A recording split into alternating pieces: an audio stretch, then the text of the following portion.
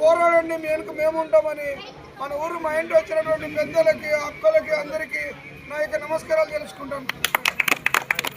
అదేవిధంగా మన ఒక్కసారి పెద్దరవణ మండలం ఏర్పడితే మనకి ఎంతో సమస్య వస్తుంది. రవాణా పరంగా మన ఆడవాళ్ళు 10 లక్షల అయితేనేమి అక్కడికి పోయి పని చేసుకోవాలంటే ఆ టైంకి ఎంఆర్ఓ కానీ వాళ్ళ పొదుపు సీసీ కానీ లేకపోతే మళ్ళీ ఊరికి వచ్చి మళ్ళీ పోవాలంటే ఒక పని చేసుకోవాలంటే సుమారుగా 1000 రూపాయలు ఖర్చు అవుతుందా. కానీ ఇటువంటి సమస్య లేకుండా బాగుండాలంటే తిరిగి మనం మన ఊరిని ఆదరణ మండలంలో నిలుపుకోవాలంటే మనమందరూ ఏమో ఒకటి ఉద్యమం చేస్తే తప్ప అధికారుల మండు వైఖరి దిగిరాదనేసి మేమందరూ 25 రోజుల నుంచి రోడ్డు మీద రాస్తారోకలు చేసినాం, అయినా దిగిరాలే. అదేవిధంగా రిలే నిరాహార దీక్ష చేసినాం 5 రోజులు, అయినా అధికారులు ఏం దిగిరాలే. మన 16 గ్రామాల తరఫున వేణుగోపాల్ రెడ్డి అన్న గారు, చిన్నారు వేణుగోపాల్ రెడ్డి అన్న గారు ప్రాణత్యాగానికి సిద్ధమై మన అమరణ నిరదీక్షకి కూర్చొని సుమారుగా 2.5 రోజులు నీళ్ళు దక్కోకుండా, వాటర్ దక్కోకుండా, అన్నం తినుకోకుండా ఆయన బాడీ ఎట్లా సహకరించిందో ఆయనకి ఒకసారి మన గ్రామాలకు 10 గ్రామాల తరఫున ఆయన ఒక దేవుడిగా భావిస్తున్నాను. ఎందుకంటే మేము ఆయనకి పోలీసులు వచ్చి భంగం చేస్తారని మేము రాత్రి పగలు ఆయనకు వెన్నంటే ఉండి ఆయన పక్కలోనే నిద్రపోయి ఆయన కాపాడుకోవడం జరిగింది. అది హెల్త్ విషయంలోనా నేను ఎంతో జాగ్రత్త పడినా, నేను కానీ కూలి కానీ.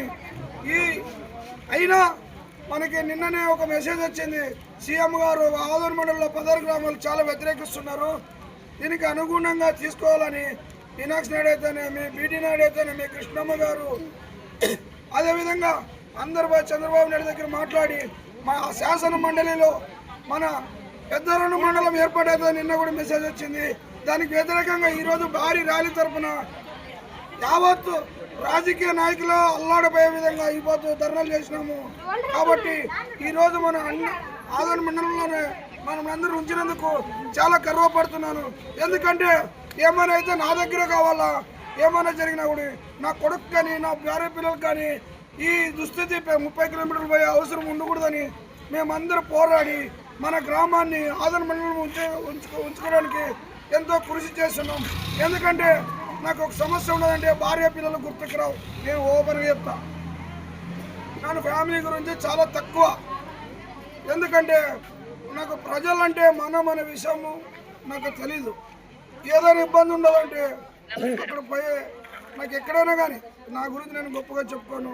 మీరు కూడా ఏదైనా కానీ ఎవరికైనా జరిగితే ఇప్పుడున్న యూత్ అందరూ ఏమైనా ప్రాబ్లం జరిగితే మీరు కూడా అందరికీ హెల్ప్గా ఉండి మన గ్రామాన్ని ఎవరికి ఏం జరిగినా మేము సైతం అనేలాగా మన గ్రామం యూత్ కూడా ఆలోచన చేసి మన గ్రామాన్ని ఇలా ముందుకు తీసుకోవాలని అందరు కోరుకుంటూ ఈరోజు మన ఆదరణ మండలంలో నిలుపుకున్నామంటే ఈ పెద్ద మిస్టేక్, పెద్ద యాక్సిడెంట్ని మనం తప్పిపోయినామని అందరికి భావిస్తూ సెలవు చేసుకుంటున్నాం.